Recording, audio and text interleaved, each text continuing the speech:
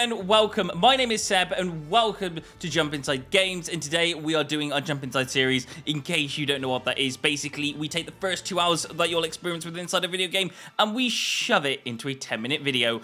This is no different. We are doing Star Wars Outlaw, and this is everything that you'll pretty much experience within the first 2 hours of this game. Let's continue.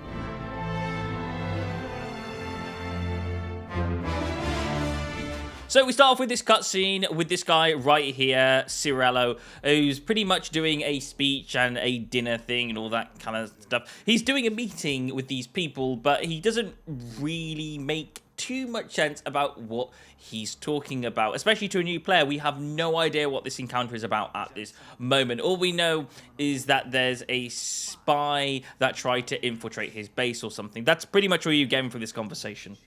But the real beginning is here as we start off with Kay Vass, a thief in this particular city. I know, buddy. Just give me a minute. And as you begin, you'll also notice that you have a little pet. The pet's name is Nix, and Nix will be helping you out and thieving throughout this game. And let me tell you, there will be thieving in this game. And then we'll meet this character right here. His name is Bram, and he's the person who's been taking care of Kay since she was little. Now, this game throws a lot of information at you really quickly, and it might be a little bit hard to follow, but in case you're not quite sure what that conversation was about, basically, Bran was trying to warn Kay that this thing that she's going after is a bit too big. She shouldn't be going after this particular score because she dropped her data spike, and if someone may have found it, they may be onto her, so it might not be the best opportunity for her to go and get this score, but she wants to do it anyway, so you know. But she's not getting anywhere without a data spike, so basically she's got to go see Preben, who's going to give her a new data spike. Bran told her that her previous data spike, which was what we just talked about, is broken. Come on. I just need my data spike fixed. And basically Preben says, yeah, sure, I'll fix it for you, after they have a bit of a conversation. But he does say that it will cost her some credits, so she has to go get some credits. She makes a deal with a gambler where she actually says, you know what, I'll place a bet on the gambling thing for you, and he gives her some credits, and she doesn't give it back. Some places around this place she can search, and she can find some depleted data cells in some boxes around the city. However, one of these is not a depleted data cell. One of these is actually 25 more credits into the alley here on the side. And another place you can get credits from is this guard right here. Yes, this guard carries around credits, and you can tell Nix to collect some credits from the guard. Now, not every guard will be able to do this with, but this particular guard you can. Yes, you can get 25 extra more credits from him.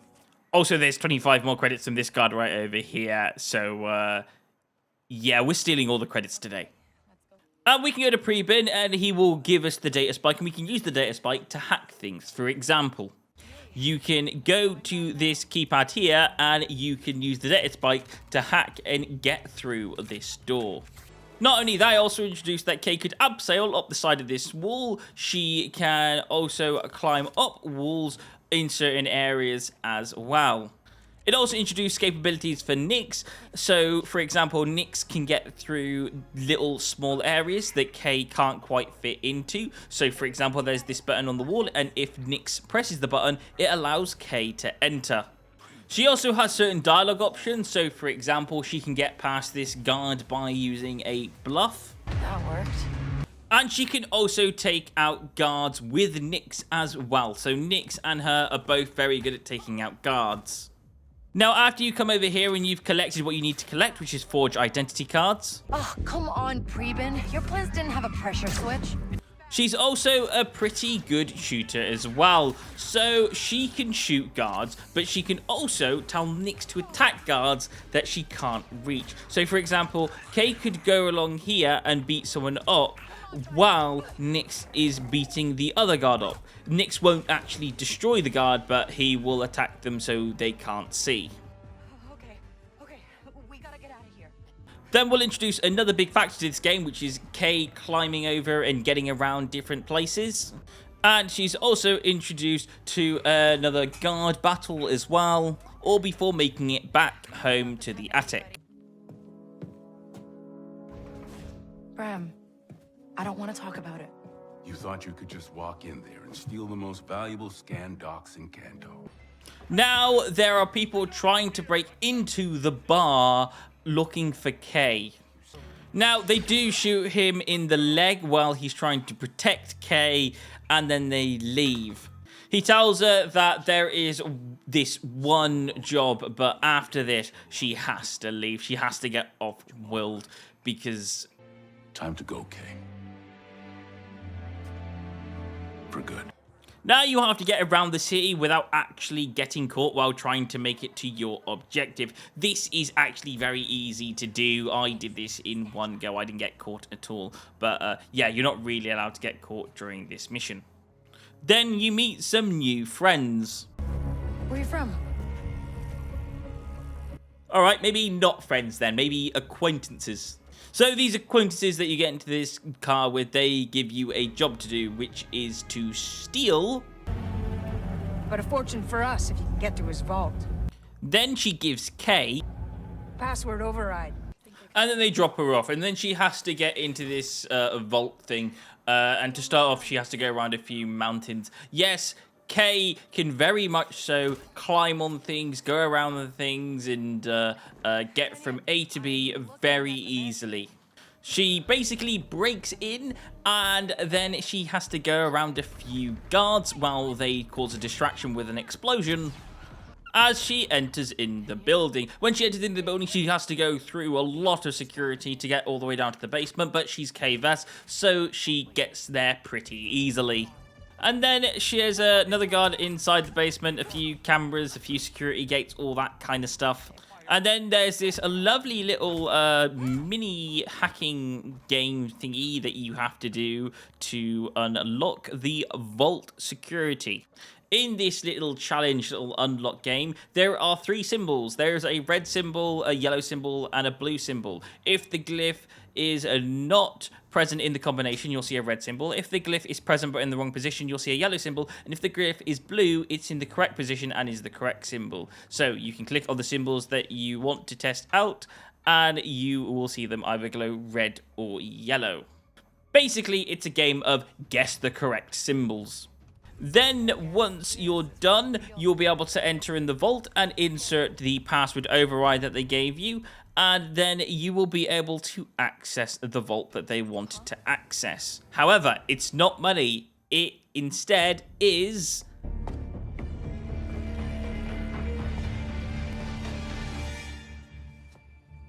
You're not Zarek What is this? Where's my cash? And then the rescuers come into the vault as well to rescue the person that they were after originally. However, Kay wants to get paid, and they don't want to pay her until they actually leave the vault. This all leads up to Kay getting stunned. You must be Slero. Your friends abandoned you. And then, obviously, she wakes up inside the vault, being surrounded by Solero, the main bad guy of this particular prologue. However, Nix is there as well, and he is going to help Kay escape.